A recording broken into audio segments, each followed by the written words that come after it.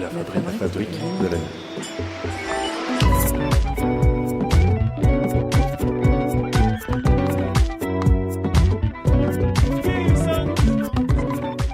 Et coucou! Vous connaissez la tomate Daniela? Elle est belle, bien rouge, bien ronde aussi, pas une ride, pas une aspérité, mais surtout, elle est dispo toute l'année de janvier à décembre pour 1€ le kilo, quasiment moins cher que gratuit. Ah, quelle est belle la science! Daniela est née en 1989 dans les laboratoires de l'INRA, par modification de ses qualités organoleptiques, afin qu'elle puisse résister au temps, au choc et à la manipulation des consommateurs avides en quête d'une salade tomate mozza en plein mois de février.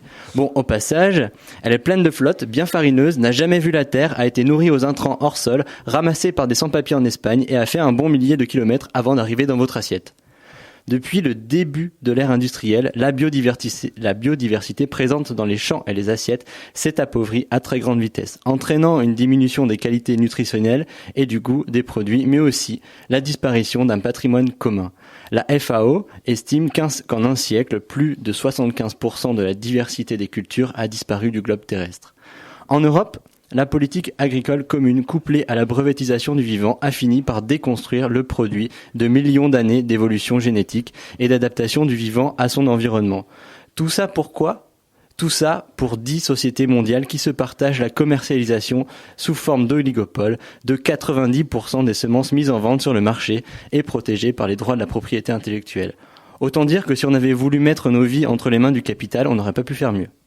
Et bien sûr, puisque vous écoutez religieusement votre juriste chroniqueur préféré, je suis au regret de vous informer que tout cela est parfaitement légal, et même encouragé par les 12 directives européennes autorisant la privatisation du patrimoine génétique de l'humanité. Cette volonté très dirigiste de la production agricole ne date pas d'hier, et en ce qui concerne la France, c'est le GNIS, Groupement National Interprofessionnel des Semences, qui nous fait tous marcher à la carotte.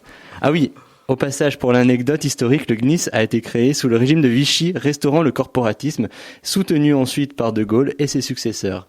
Nous voilà donc en ordre de bataille avec le maréchal, le général et tous ces petits soldats en randonnion pour mettre sa raclée à la nature qui fait bien chier à ne pas vouloir sortir plus de 40 kilos de tomates au mètre carré. À force de lobbying du GNIS, de raconter des salades et de faire miroiter aux agriculteurs français des profits astronomiques, la quasi-totalité de ces derniers sont devenus dépendants de ces graines brevetées. L'Union européenne n'est pas en reste. Et à Bruxelles, on a aussi chourave la biodiversité pour l'inscrire au catalogue des semences autorisées.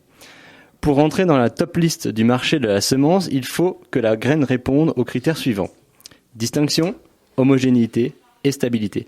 Ah oui, c'est très très bien une graine homogène. Hein. Comme ça, quand un parasite a trouvé un plant à son goût, il se fait un gueuleton sur tout le champ, celui du voisin, et ainsi de suite, jusqu'à ce que le pompier Monsanto intervienne à coups de pesticides et d'insecticides.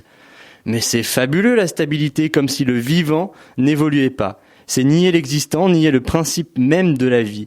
Regardez. Même François Hollande est en perpétuelle mutation. Jeune larve socialiste, notre bon président s'est transformé en mouche à merde au service du MEDEF.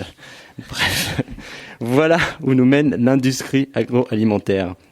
Il est autorisé de produire des graines de type F1 dégénératives et à terme stériles, mettant au monde des produits sans goût, sans nutriments et ne survivant que par l'ajout d'implants, mais il est interdit de vendre des semences anciennes, robustes, savoureuses et non moins performantes dès lors que les industriels n'ont pas mis la main dessus.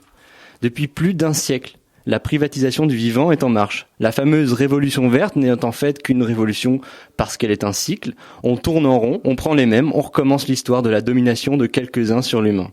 Cette fois, ce n'est plus seulement de notre force de travail que nous sommes dépossédés, c'est notre possibilité même de vivre libre sans être réduit à bouffer de la merde qui est en jeu. Plus largement, cette politique agricole participe également, d'une part, à l'asphyxie des petits cultivateurs locaux, entraînant la perte de souveraineté alimentaire dans les pays en voie de développement, et d'autre part, provoque bon nombre de famines chroniques et de graves problèmes de malnutrition des populations les plus exposées. Derrière ce sombre tableau que je viens de dresser, de vaillants jardiniers, de valeureux paysans résistent encore et toujours à la déconstruction du vivant.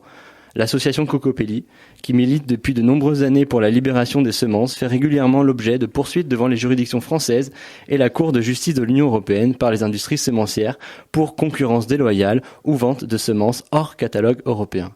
D'ailleurs, l'avocate de Cocopelli, maître Blanche Magarinos-Ray, vient de sortir un ouvrage intitulé Semences hors la loi que je vous invite d'urgence à aller consulter.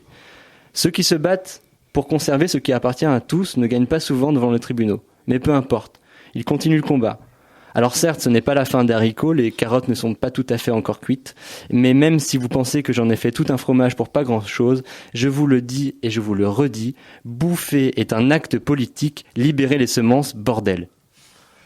Libérez vos sémences avec la fabrique de la nuit. C'est une chronique hommage aussi à Jean-Pierre Coff, c'est ça? Ouais, ma grand-mère a adoré Jean-Pierre Coff et je voulais le placer, merci. Et Colin, du coup, tu peux fêter ton anniversaire avec la tomate Daniela, c'est ça?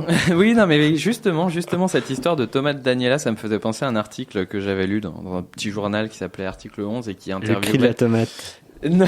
Ah oui, si, le cri de la tomate. Si, le cri de la tomate. Il sera en lien sous la jurisprudence. Eh ben parfait. Et où justement le paysan qui se fait interviewer dit c'est en fait ce qui la tromperie, c'est qu'au moment où on a mis ces tomates en circulation, tomates dégueulasses en hiver, etc. En fait, on aurait dû changer le nom. On aurait dû appeler ça tomate de merde et mettre tomate de merde dans les magasins. Mais on a continué à appeler ça tomate. Et du coup, les gens se sont pas rendus compte qu'on passait à une autre tomate, quoi. C'est vrai, c'est pas la même. Libérez vos sémences et mangez de saison.